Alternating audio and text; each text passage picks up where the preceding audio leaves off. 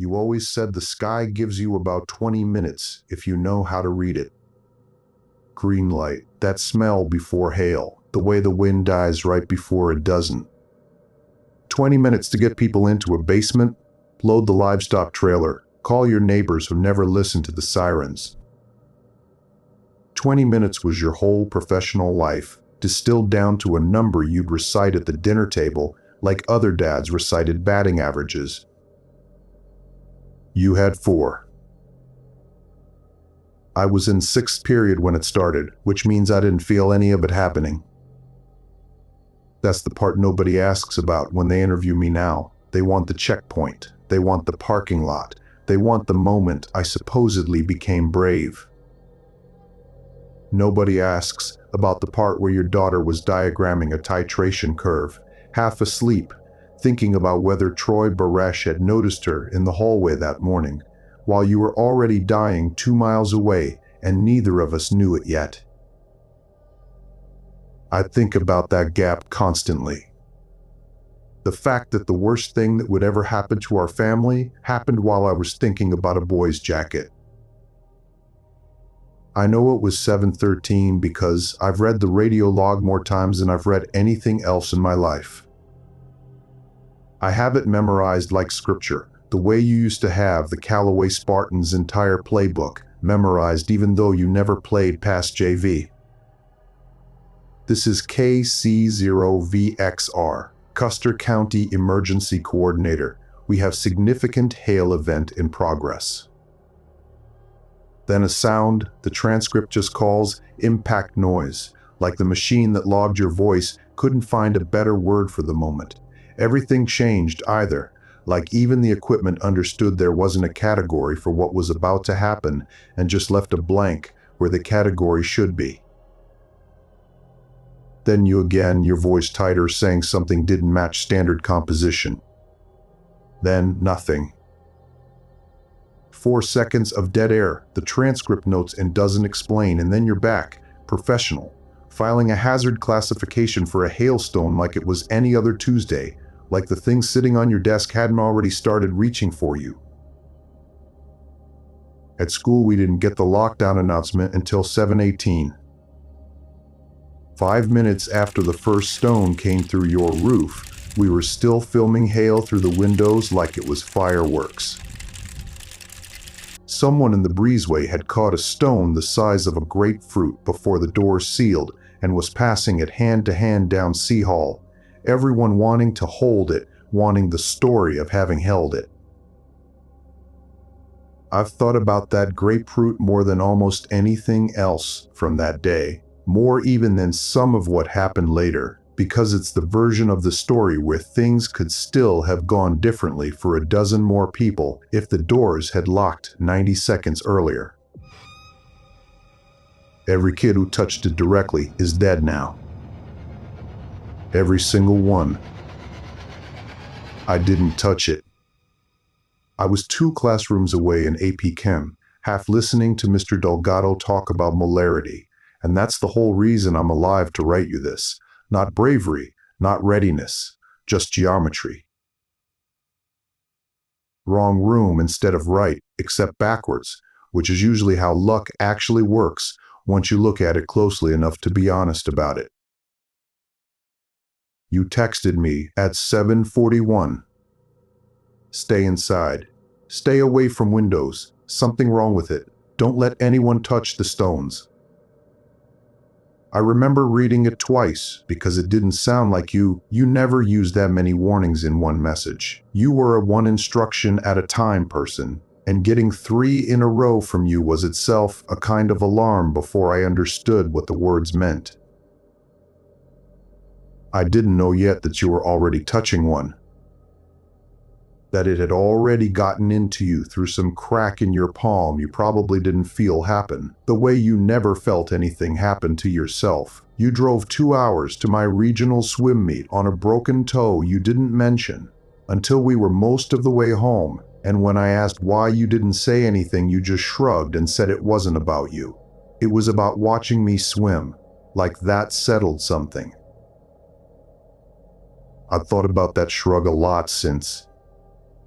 I think it's the same shrug that got you killed. I don't mean that as blame. I mean it as the truest thing I know about who you were.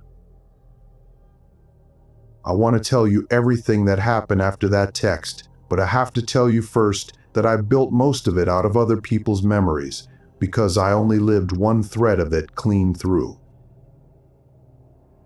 I've spent 9 years collecting the rest like I'm assembling you out of secondhand parts, cross-referencing strangers' recollections against a federal report that refers to you by a subject number, trying to reconstruct 40 minutes of my father's life from fragments that don't always agree with each other. This is what I have. I've marked, as best I can, where I actually know something and where I've only decided to believe it. Room 113, then the biology lab. Frank Dutcher called it in over the school's internal radio at 7:24, though none of us in the classrooms knew that yet. Schools always run one announcement behind an actual emergency. Biology club had been doing a weather unit that week, Mrs. Sedlicek's idea. Hands-on learning, catch some hail in a bucket, measure diameter, log it for a class project due the following Monday that none of those 8 kids would live to turn in. 8 kids went out during the lockdown window, certain they had another minute or two before the door sealed. They came back in, covered in white patches. Frank thought hypothermia first, a reasonable thought, a wrong thought, the kind of wrong thought a 62-year-old chemistry teacher makes because nothing in his training or his life had ever prepared him for the right one, and had them moved to the biology lab to warm up under blankets, somebody grabbed from the nurse's office. Except they didn't warm up. The frost kept spreading, climbing wrists, climbing throats, and somebody, I still don't know who, finally understood what was happening in time to barricade the lab door from the outside, which probably saved 40 or 50 kids in the immediate hallway, and also meant 8 15-year-olds died alone behind a door nobody would open, listening, I have to assume, to each other change into something none of them had a word for. I know from the radio log that you reached Frank around 7:46. I know because the transcript survives, patched together afterward from the school's backup recorder in the front office, and I've read it enough times that I can hear it in your voice, even though I never actually heard the call. Tom, thank God. Listen, we've got a situation here. Covered in white patches, frost, moving wrong. You seen this? All over town. Frank, how many students went outside? 8. Then the line where Frank tells you they're breaking through the barricade, that he can hear something inside them cracking every time they hit the door, and it isn't stopping them, and then screaming that isn't his, younger voices, several of them at once, and then, they're through, Tom, they're through the door, we're evacuating too. And then, nothing. Static where the rest of that sentence should be. I don't know where they evacuated to. I know Frank survived, so somewhere along the way, that sentence had a good ending, but the tape doesn't have it, and Frank never once, in the years I knew him after, told me the rest of it out loud. I never asked. Some things a person's allowed to keep for themselves. Crossing town. You'd have parked a truck by the gym doors, the only entrance without a hail drift blocking it. The incident report notes this detail with a precision that still makes my chest hurt. Some analyst somewhere cataloging which door my father chose to die walking through, filing it next to tire tread measurements and drift depth like it belonged in the same category of information. The hallway would have smelled like floor wax, same as always, fluorescent lights humming the same hum they'd hummed my whole life. Everything ordinary except for a sound moving through the building that had no business existing. Crack, snap, crack. Getting closer from somewhere you couldn't see yet, The acoustics of an empty school corridor turning it into something almost architectural. A sound with dimensions. You texted me, "I'm in the building. Stay where you are. Lock the door. Do not open it for anyone unless they talk normally. If they sound wrong or move wrong, they're infected." I got that message. I want you to know that because I don't think you ever knew it went through. The network was in and out that whole hour, dropping and reconnecting on some schedule none of the phone company's engineers could later explain, and I never sent anything back that you could have seen before you needed to move. But it landed. I read it standing in the English office with 5 other people, and it's the reason none of us opened that door for anyone who sounded wrong. And there were, before the end, 2 separate times. Someone came and knocked and sounded almost right. Almost, the worst word in that sentence. And we didn't open it anyway because of that text. Because you'd told me exactly what almost right sounds like, and I believed you. So it worked. Whatever it cost you to send it, standing in a hallway with something coming for you, it worked. I need you to know that, even now, even this late. It worked.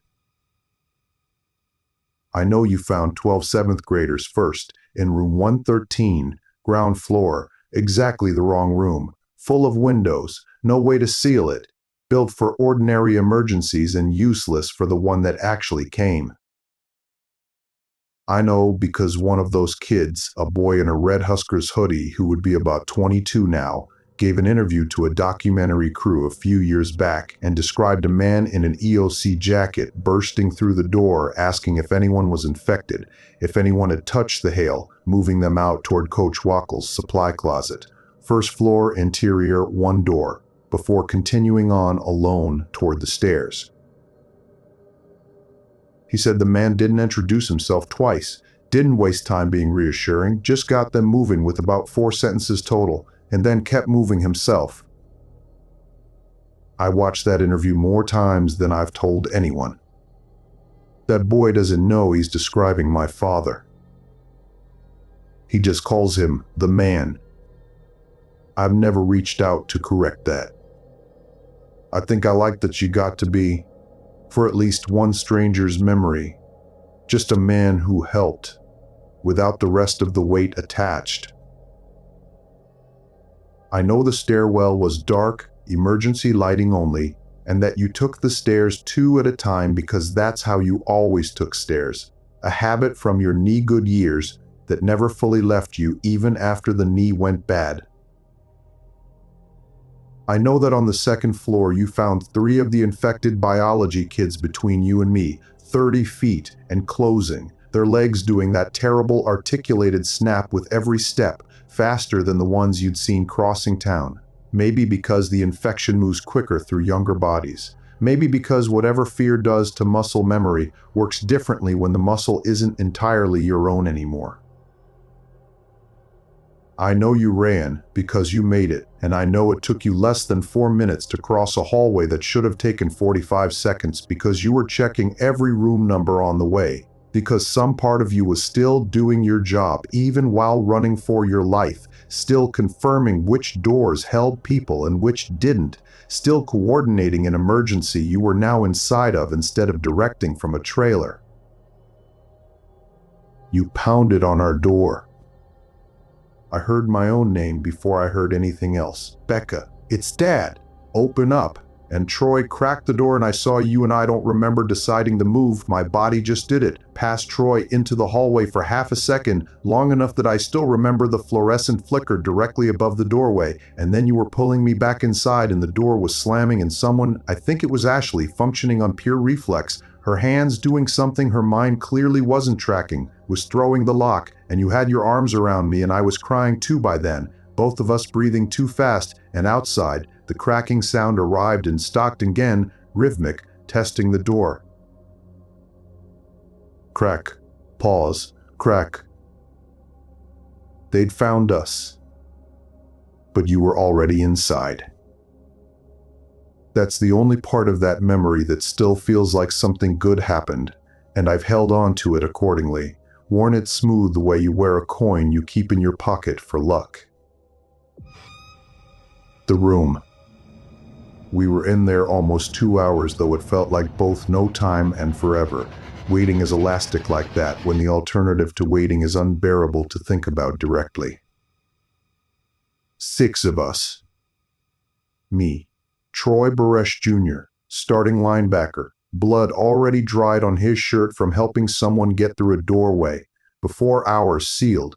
Not his blood, he kept saying, like it mattered which of us it belonged to. And I think it did matter to him, in a way I understood better once I was older. Ashley, who cried almost continuously for the first 40 minutes, a sound that became just weather in the background, and then stopped all at once and sat perfectly still for the rest of it, which somehow frightened me, more than the crying had. Meredith, who kept her phone out the whole time, not using it, just holding it, thumb resting on the screen like she was ready to type something the second there was anyone to type it to.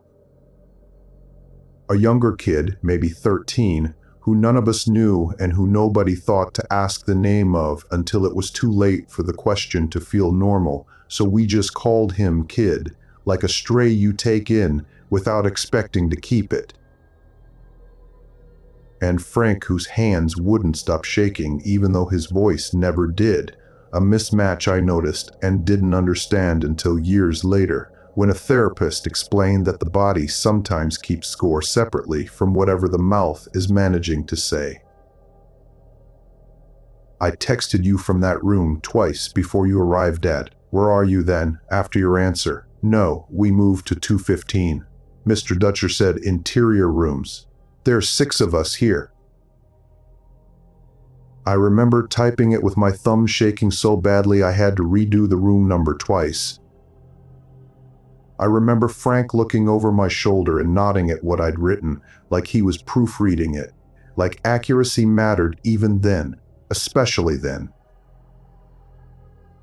You debriefed Frank in a whisper once you'd gotten your breath back. The whole town, everyone who'd been outside during the hail, all of it happening at once across 3,700 people who'd had no more warning than the county's 23-year veteran emergency coordinator, which is to say almost none.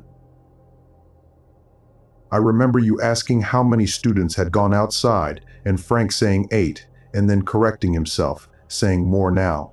Teachers who'd tried to help and gotten too close. Janet Sedlicek, Phil Urich, maybe others. Radio contact with the office lost 20 minutes back. I remember how your jaw moved when he said Janet's name, like you knew her, which you did. She'd coached rec league softball with you 2 summers running. I remember you being calm in a way that didn't match your face. You'd go still for a second at a time, like you were listening to something none of the rest of us could hear. I think now you were listening to the building itself, tracking the cracking sound the way you used to track a storm cell on radar, building a mental map of where it was and where it was going, and then you'd come back and keep talking logistics. Which hallway was clearest? How many buses were still in the lot? Whether the diesel engines would even turn over with hail damage to worry about, given that most of the fleet parked outside during the worst of it. Troy asked you straight out if we were going to die in that room. You told him no. You didn't hedge it, didn't add a qualifier, didn't do the thing adults do where they leave themselves and exit from a promise. I've wondered since whether you believed it when you said it, or whether that was just another thing you did for us without it costing you anything visible. A performance you'd perfected over 23 years of telling frightened people on the phone that help was coming, even on the nights when you weren't sure it was.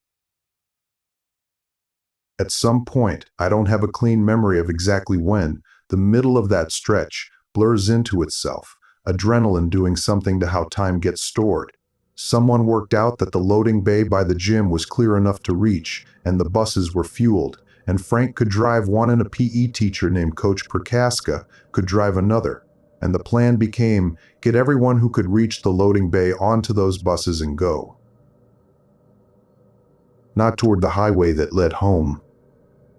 Away from town entirely toward wherever the National Guard cordon would eventually be, because by then the emergency broadcasts had started buzzing every phone in that room at once, and even a 14-year-old could understand what cordon implied about what was about to happen to the town we all lived in. I don't remember you saying you weren't getting on the bus. I think you never actually said it as a sentence.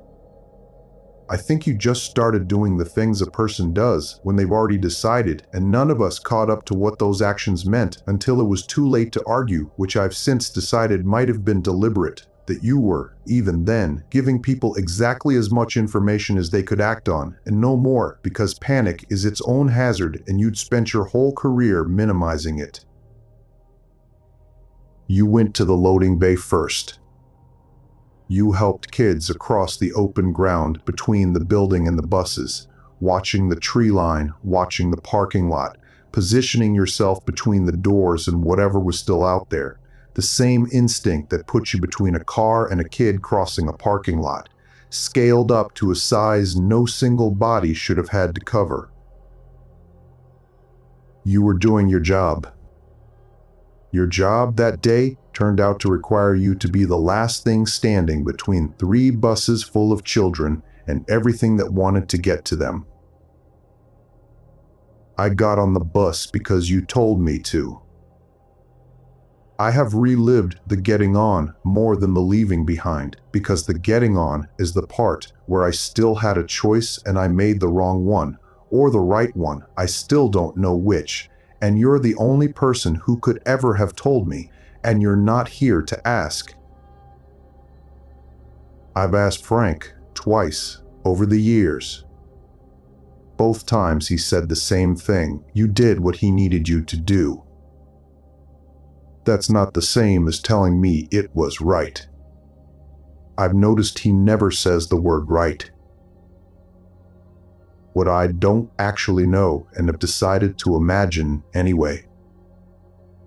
Here is the part of this letter where I stop reporting and start guessing, and I want you to know I know the difference, even if I've spent 9 years blurring it on purpose, because the alternative was an ending with nothing in it at all, just a subject number and a set of coordinates and a time of death, estimated within a 2-hour window. That's what the report actually gives me, and I have never once found it sufficient. I don't know what happened to you between the loading bay and the grain elevator lot on Highway 21, where witnesses say you were seen leading a crowd of the infected away from the evacuation route.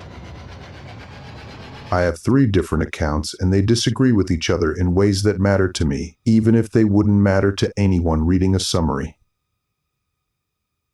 I found Carol Amberster 4 years ago through a Callaway survivors group nobody advertises, the sort of forum you only find at 2 in the morning when sleep isn't happening anyway. I drove out to Kearney to meet her in person because some things I decided I wasn't going to take secondhand through a screen. Not this, not you, not the only known eyewitness to whatever those 40 minutes actually contained. She lives in a low brick house on the edge of town with a feed store attached to the side of it, and she made me sit at her kitchen table for 20 minutes of small talk before she'd let either of us near the actual reason I'd driven 3 hours to see her. Coffee in a mug shaped like a rooster. A National Guard commendation letter framed in the hallway that she doesn't like to talk about because it was given to her for surviving, not for anything she did, a distinction I understood the second she said it out loud, the same distinction you'd have insisted on. You never once let anyone call you a hero for doing your job. Used to get almost irritated by the word. Said heroism was just what people called competence after the fact, when they needed the story to feel bigger than it was. When she finally started talking about that night, her hands went still on the table in a way I recognized, because mine do the same thing when I talk about it. Some part of the body deciding that stillness is the only appropriate response to certain memories. She told me she pulled her truck behind an overturned grain hauler at the elevator lot, killed the engine, and watched from maybe 40 yards for close to 15 minutes. Too frightened to run and reasoning, correctly, that running draws attention that stillness doesn't. She said you were talking the whole time she could see you. Not shouting. Not screaming, which is what she'd expected based on what she'd already watched happen to two of her neighbors that same hour. Talking, steady, repetitive, a cadence she described as like a man calling square dance directions. I believed it immediately. Grief detail like that doesn't get invented, it gets remembered. She said you were gesturing with your left arm, the one that by then had visible white patterning climbing past the elbow, moving it in the same repeated arc, over and over, like you were physically hurting something. She couldn't make out words at that distance. Just the rhythm of a person giving instructions over and over to a crowd that had stopped being capable of following anything except heat, the way you'd have kept updating a warning bulletin on a dead frequency, because the possibility that someone was still listening was reason enough to keep transmitting. She told me one more thing before I left, something she said she'd never put in any official statement because nobody had ever asked the right question to draw it out. She said that at one point, maybe 10 minutes in, you turned your whole body doing that terrible smooth rotation she'd watched the others do all night and looked directly at the grain truck she was hiding behind. She was certain in the moment that you'd seen her, that this was the end of her 15 minutes of luck. And then you turned back toward the crowd and kept walking the same direction you'd been walking. Away from her, away from the elevator, out toward the flares. She has spent 9 years unable to decide whether that was coincidence or whether some fragment of you clocked a hiding civilian and chose, in whatever was left of your judgment, not to lead the collective toward her. I have spent 9 years choosing to believe the second version. I know that's not evidence. I told her that, sitting at her kitchen table, and she just shrugged and said, "Well, I quit needing proof a long time ago. Sleep's more important."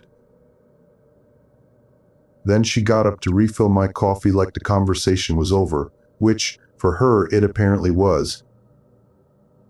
I hugged her before I left, which surprised us both, and I still send her a card every May. A man who has never once let me use his name in anything I've written. We've spoken exactly twice, both times on the phone, both times he asked me not to record it. Says, you weren't talking by the time he saw you, later in that window, closer to the grain elevator itself. Says you were only walking, slow, deliberate, making sure the ones behind you kept following you and not the retreating buses. He described your gait as wrong but purposeful, a phrase that has stayed with me because it's the only account I have that suggests intention survived, even after language apparently didn't. The incident report, the official one, the one filed by the National Guard's Chemical Battalion, the one that refers to you only as Civilian 01, sits between those two accounts without resolving them.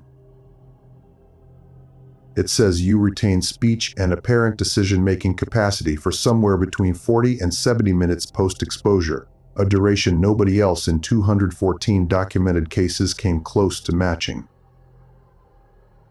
Cause of extended retention undetermined, it says, like you were a data point instead of my father standing in a parking lot deciding again and again, minute after minute, not to stop being yourself. I've read that line more times than any other sentence in the entire file. Undetermined. As if the report itself is embarrassed to admit it doesn't have a mechanism for whatever kept you fighting that long. As if the not knowing bothers the analysts too, in whatever way a federal document is capable of being bothered. I don't know if you were still afraid in there. I don't know if fear is even the right frame for whatever that 40 to 70-minute stretch actually felt like from inside it. Some of the clinical literature that's come out since, most of it still classified in the versions I'd actually want to read, suggests a kind of narrowing, less terror than tunnel, the human mind reduced to whatever function it manages to protect the longest. If that's true, I hope the function you protected was the one where you already knew, from 23 years of tracking storms, how to keep a crowd moving in a direction you'd chosen. I hope it felt like your job right up until it stopped feeling like anything at all. I hope, and I know hoping isn't the same as knowing, and I've made my peace with that gap, because it's the only peace available. I know the collective, that's the word the report uses, collective, like the 8 biology kids and Janet Sedlicek and Phil Ulrich and everyone else who turned in town had somehow become one thing by the time it reached the highway, a single organism made of 300 separate griefs. I know it moved toward flares that soldiers set out a mile north of the town center, drawing the infected away from the thermal kill zone before the bombing run. I know there was gunfire. Sustained, then heavier, 50 caliber rounds meant for vehicles turned on frozen human bodies, because that was apparently the only reliable way to stop something that didn't feel pain and didn't retreat. 300, then 200, then 100, then far fewer, clean, arithmetic. Nothing in the language that could hold what the arithmetic was actually describing. No room in a casualty count for the fact that every one of those numbers used to have a name and a kitchen table and a favorite radio station.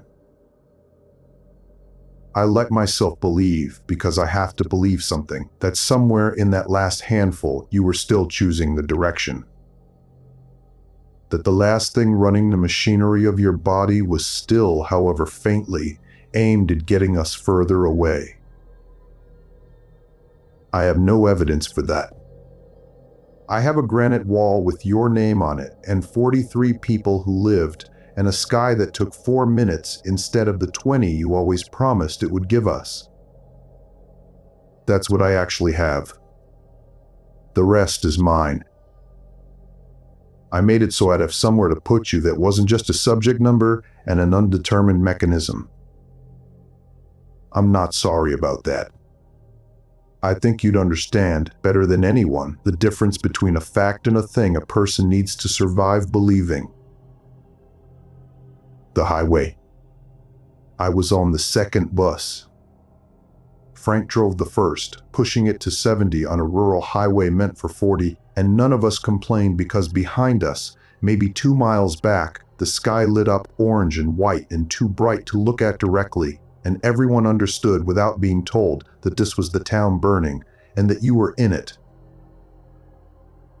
Troy sat across the aisle with someone else's blood dried on his shirt, staring at the back of the seat in front of him like it owed him an explanation. He asked if that was the sound of them bombing the town, and nobody answered him, because there wasn't an answer that helped, and after a moment, he stopped waiting for one and just kept staring. Kid. Still just Kid. We never did get his real name until the shelter intake forms, and I've since forgotten it again, which feels like its own small failure. One more person I let become smaller than he deserved was watching out the back window and narrating what he saw like he needed to say it out loud to believe it. The flares drawing them off. The soldiers opening fire. All of it ending in a language too calm for what it was describing. A 13-year-old giving color commentary on the death of his hometowns, in that bus, was worse. I kept my face against the window and watched the glow instead of anything Kid was saying. I knew you were back there. I'd watched you in the parking lot before we pulled away, frost already climbing your forearms, that terrible rotating motion starting to take your shoulders, and I'd watched you stop. Just for a second, I believe for years. Stop moving, stop hunting, Hold still long enough for 3 buses to clear the lot before whatever was left of you kept going in a different direction than us. I've replayed that second more times than any other moment of my life. More than my own wedding someday will probably get replayed if I ever have one. It's the last unambiguous thing I have of you being you. You'd been in there? Still aware. Still fighting for at least that 1 second, I believe for 9 years, before I learned it was longer than a second. But I'm getting ahead of the letter, and that part comes later, once a stranger and a hard drive gave me a number closer to the truth. Frank's phone buzzed with the federal emergency broadcast somewhere around mile 11. He read it out loud in the flat voice of someone trying not to let his voice do anything else. Hail across 6 counties, maybe 40,000 people exposed. Broken Bow, Anselmo, Myrna, Arnold, Ansley. The whole Sandhills region hit at once by a single supercell nobody's instruments had flagged as anything other than ordinary, until it wasn't. Kid did the math out loud. Conversion window somewhere between 30 minutes and an hour depending on exposure. The storm peaking at 7:13 and it being 9:23 by then, which meant, in his words, that everyone who was going to turn had already turned. I have never forgotten the flatness in his voice when he said it. Like a status report. Like something that needed saying so the rest of us could stop hoping for a version where it wasn't true. Could stop checking our phones for a text from someone who wasn't going to send one. I checked my phone anyway. The last message from you was still there. Stay where you are. Lock the door. Do not open it for anyone unless they talk normally. I'd done everything it said. I'd stayed alive because you taught me, over 23 years of storm season dinner table lectures I used to roll my eyes through, exactly how to think when the sky stops behaving. And then I'd gotten on a bus and left you behind to die, keeping that same promise to everyone else's kids that you'd already kept to me. The checkpoint. The roadblock came up fast. 2 Humvees, concrete barriers, spike strips laid across both lanes, soldiers in formation like they'd rehearsed this exact scenario, which I suppose, somewhere, they had. Frank stopped the bus 100 yards short and opened the door and stepped out with his hands raised, non-threatening, the calmest thing he knew how to be in that floodlit frame. This is a federal quarantine zone. Turn your vehicles around and return to your designated shelter or race. We're from Callaway High School. These are students and staff. Uninfected. We need medical screening in. Return to your shelter areas. No exceptions. There are no shelter areas. The town is gone. I don't remember deciding to stand up. I remember being at the front of the bus, then on the ground, the night air colder than it had any right to be in May, walking toward a man with a bullhorn and a rifle he hadn't pointed at anyone yet, and I remember my own voice doing something I didn't know it could do, something that came from somewhere lower than my normal speaking voice, like it had borrowed weight from somewhere.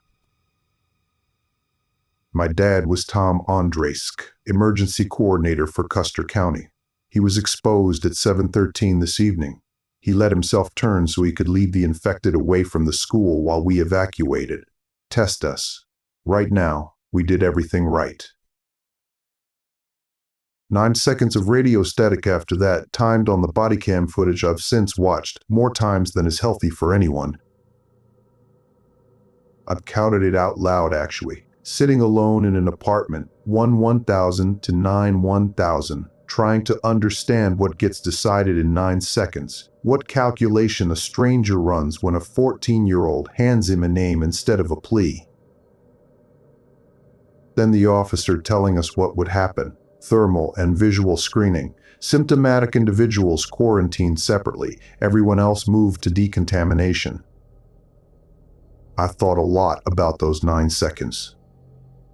About what got weight in them and by whom, and whether your name was actually what tipped it or whether it would have gone the same way regardless. And I've just needed for 9 years to believe my voice did something, that saying your name out loud into a checkpoint's floodlights was itself a small act of keeping you alive a little longer in the only way left available to me. 43 of us passed initial checks well enough to be moved onward for full screening. 4 didn't. I knew 2 of the 4. Jennifer Stasny was on my volleyball team. Good setter, better friend than I ever properly told her while she was alive to hear it.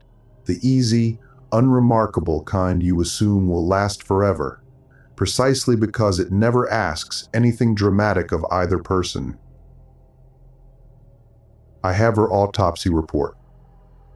I filed the FOIA myself, freshman year of college, alone in a dorm room at 2 in the morning, with a level of fury that hasn't fully left me since, that I suspect never will, and have mostly stopped trying to talk myself out of. Official cause of death says complications from cryoinfection. Unofficial, reading between the redactions after 9 years of practice at exactly that, is that she was administered a lethal injection when her conversion accelerated past the point anyone believed could be reversed. I have the attending physician's notes. Somebody forgot to black out one line before the file went out. She was still talking when they gave her the injection. Her last recorded word was, "hurts." I've never told anyone that detail out loud until I started writing this. I'm only telling you because you're the one person who'll never make the face people make when I say it, that mix of pity and horror and the need to change the subject. I stopped bothering to prepare for it a long time ago. Decontamination. They took my clothes, sprayed me with something that smelled like bleach and formaldehyde, gave me a paper gown and hospital slippers, checked my temperature 5 separate times over the course of what I later learned was almost 4 hours, though it felt continuous, seamless, one long cold procedure with no edges. All clear. No infection. No symptoms. I was going to live. I should have felt something like relief. Instead, I felt almost nothing, a cold that wasn't the infection cold, just an emptiness where the feeling was supposed to be. It has a clinical name I've learned since, though knowing the name has never once made it easier to sit inside. A captain in a hazmat suit came to ask me questions about you. Introduced herself, though I don't remember her name anymore, just the captain's bar is visible through the suit's plastic. Wanted to know the exposure time, whether you'd maintained cognitive function throughout, whether I'd witnessed your final moments. I told her I hadn't, that I'd watched you lead the infected away, and after that, I didn't know. I still don't, not fully, not even now. She told me the thermal strike had eliminated roughly 3,000 infected in and around Callaway, that the outbreak had been contained to its initial zone, and that 39 of us, 39, out of 700 students and staff, out of 3,700 people in the town, out of 40,000 across 6 counties, were alive because of what you did. She said it like a gift she was handing me, and I understood, even at 14, that she meant it kindly, and I still couldn't make myself feel the gratitude the moment seemed to want from me. 39. I said I wanted to go home. She told me there wasn't one anymore. I said I knew, that I'd watched it burn, and then I told her something I still believe, even on the days it doesn't feel true, that I was going to live and finish school and go to college and do everything you'd wanted for me, because that was how I intended to honor you. Not a refugee center. Not counseling, not yet, not for a long time, not until I'd built enough distance to survive it. Living, plainly, as an act of defiance against everything that had happened was the only plan I had, and I have mostly stuck to it. She asked if I had family outside the zone. I told her about your sister, Aunt Marlis, the nurse in Lincoln. That's where I went. That's where most of this letter has been written from, on and off, for longer than I want to admit. Propped up in Marlis's guest room and later in a dorm room and later still in apartments she's never even seen, all of them containing a steering wheel and, eventually, this. The Stastny house. I went to see Jennifer's parents the summer after freshman year of college, the same trip where I filed the FOIA request that finally got me her medical file. I hadn't planned the visit that way. The FOIA came first, out of pure fury, alone at 2 a.m, and it was only afterward, reading what I'd read, that I understood I couldn't hold that information without at least offering to hand some of it back to the 2 people who had a stronger claim to it than I did. Their house still had a volleyball trophy shelf in the front hallway, Jennifer's name on 4 of the plaques, the most recent one dated the spring before the outbreak.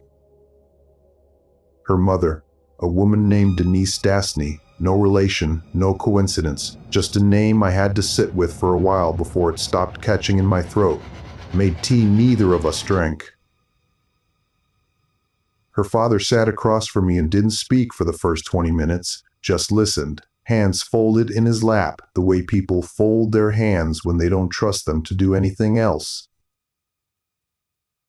I told him what I knew. That Jennifer had passed the initial screening at the checkpoint that you had gotten open in the first place. That she'd developed symptoms during the longer observation window at decontamination, not before, which meant whatever happened to her happened after she'd already made it out, already been safe by every definition that existed 20 minutes earlier. I don't know if that detail helped them or made it worse. I've never been able to tell which kind of true things help people and which just relocate the wound. I didn't tell them the word from the medical file. Hurts. I promised myself in the car I would, that they deserved it more than I deserved to be the only person carrying it.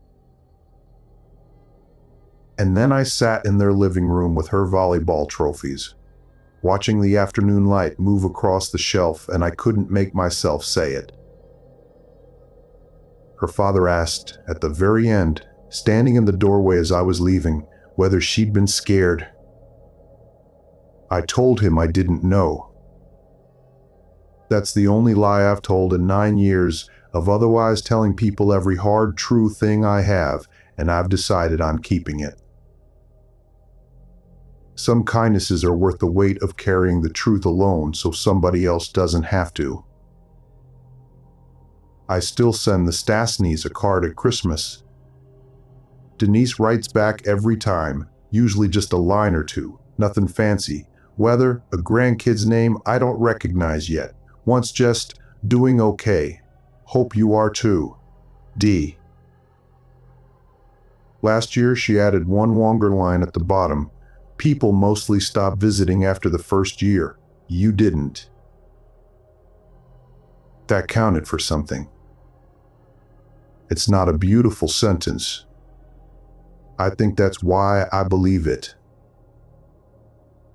4 months later, I drove out to what was left of Callaway at night in Aunt Marlis's Subaru, cutting through a cattle ranch to get around a checkpoint that had mostly stopped paying attention by then.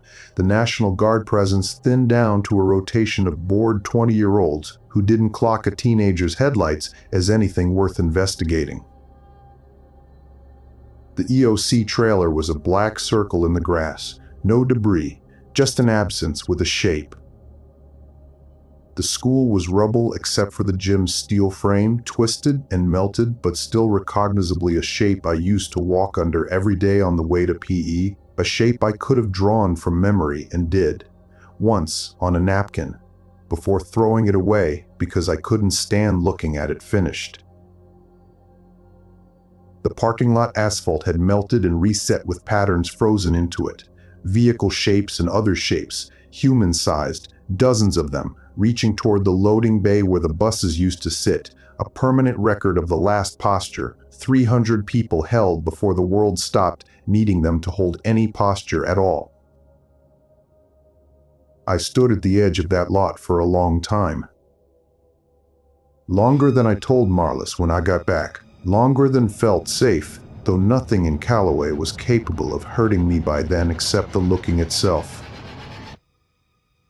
I found your truck.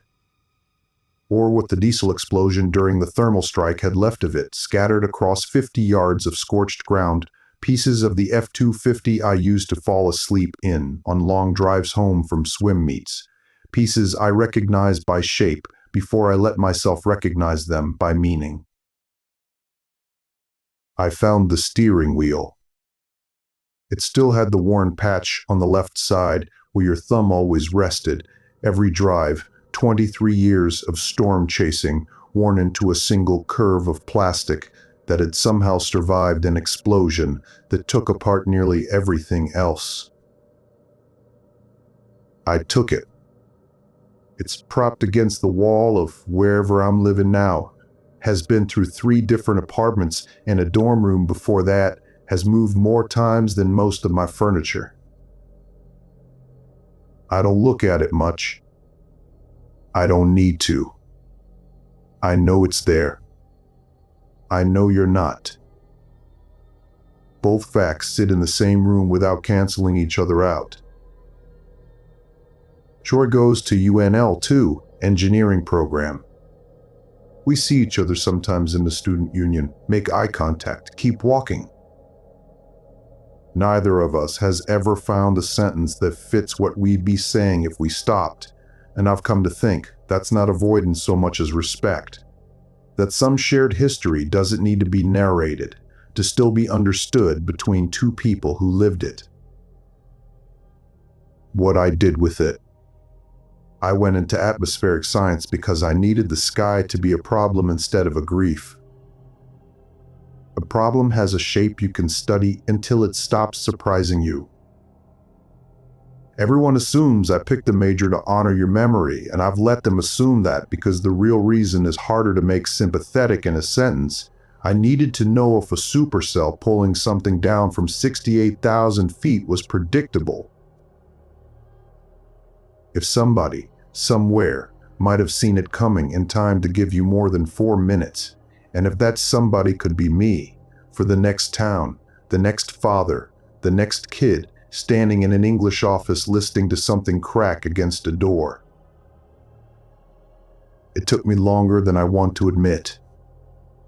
I failed my first intro to meteorology exam because I couldn't look at hail formation diagrams without seeing your face and hearing that cracking rhythm underneath the lecture, the professor's voice about updraft velocity dissolving into something that sounded, in my head, exactly like a door being tested.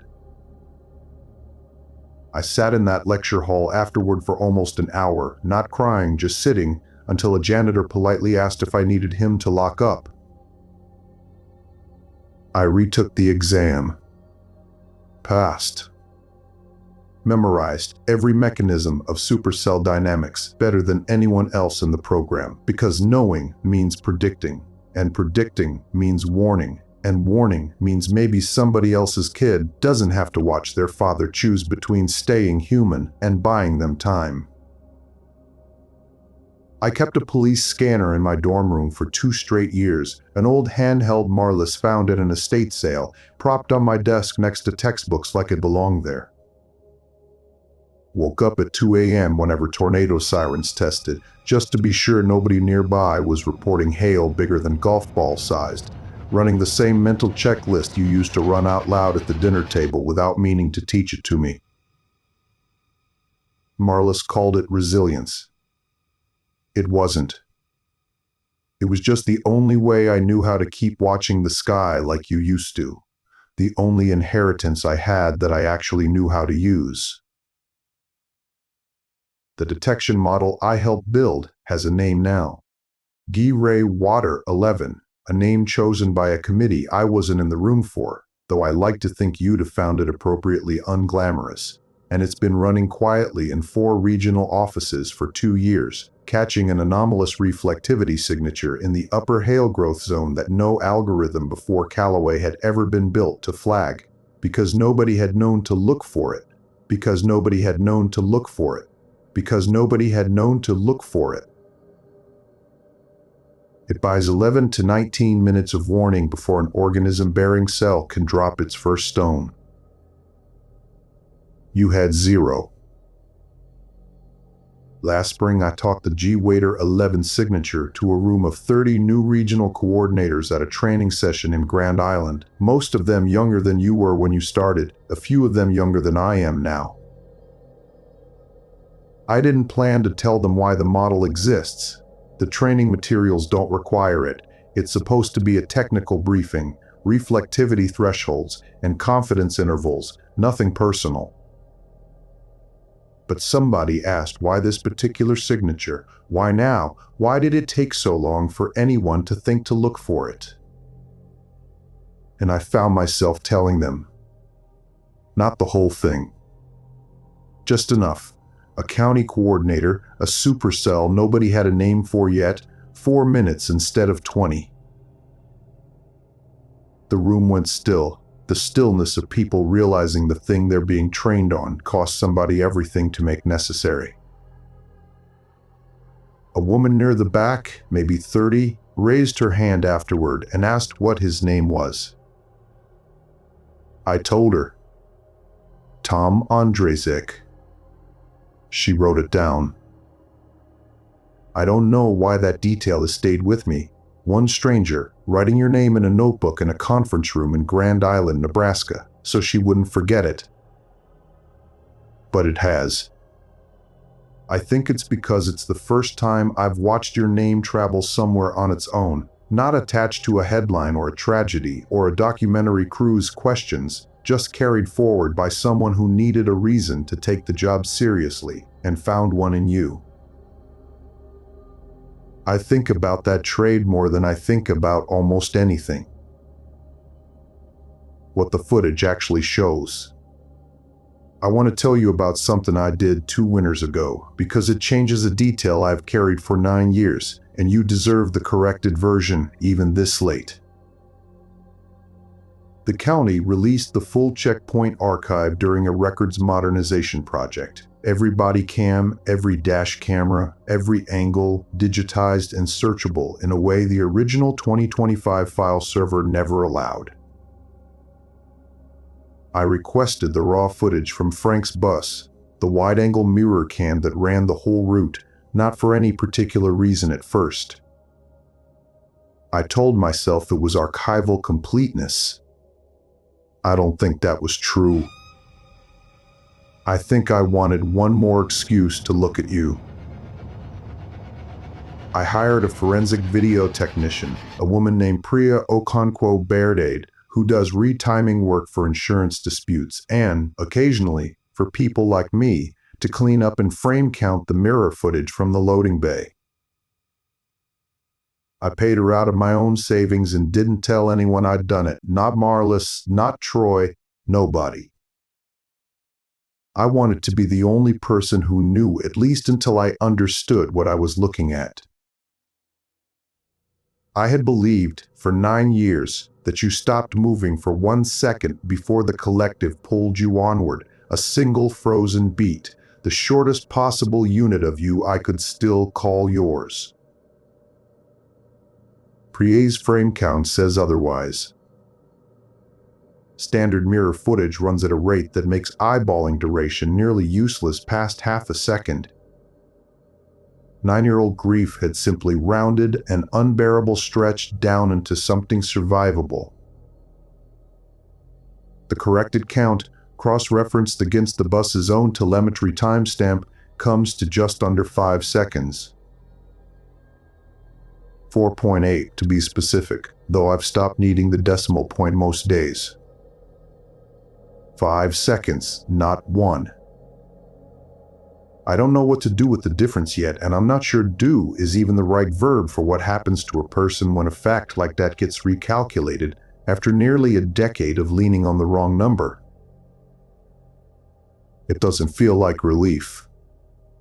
It doesn't feel like anything I have a clean name for.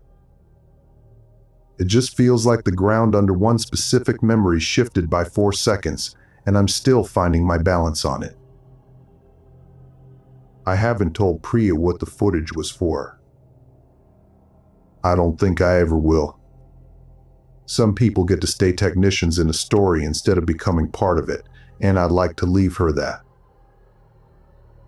Now, I still stop at the granite wall on my way to the office some mornings. Row 23, Tom Ondracek, 90 seconds that cost me nothing and cost you everything.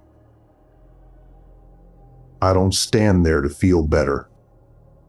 I stand there because it's the only place in the world I'm still allowed to just be your kid for a minute, instead of the person everyone expects a lesson from, instead of the meteorologist, instead of the survivor, instead of whatever version of me gets interviewed for documentaries and congressional reviews. They keep asking me in every interview what people should take away from all of this. I've started telling them there isn't a lesson. You didn't die to teach anybody anything. The sky dropped something on you that didn't have a name yet, and you had about 4 minutes to decide who you were going to be about it, and you decided fast. No hesitation, no math, just action, for 5 seconds longer than I spent 9 years crediting you with. I used to think that correction would feel like a gift. It doesn't. It just means I was wrong about you for longer than I was right, and I don't have anywhere to put that except here in a letter you'll never read, same as everything else. If they still need something for the file, I tell them this. The algorithm has a name now. It's quiet. It's already working. It has never once made the news, and it never will, because it only shows up in the disasters that didn't happen. That's true, and it's the part I let them print, and it's also not the whole answer, because the whole answer is that I built a detection model good enough to save strangers 11 to 19 minutes, and I still can't tell you with any real precision what those 5 extra seconds cost you, or whether knowing the correct number was worth what it took from me to go looking for it. I'm not going to end this the way I used to end it. I'm not going to tell you I love you and let that stand in for an ending, because I've done that every year on the anniversary for 9 years, and it has never once made the number smaller, or the wall shorter, or the footage easier to have watched. So instead, I'll just leave you with the number, because it's the truest thing I have left to give you, and because you were always better than me at sitting with a fact, instead of needing it to resolve into something softer. 4.8 seconds. That's what it cost. I don't feel closer to you for knowing it. I just know it now the way you'd have wanted me to, correctly and without flinching, and without pretending it adds up to anything more comforting than what it actually is.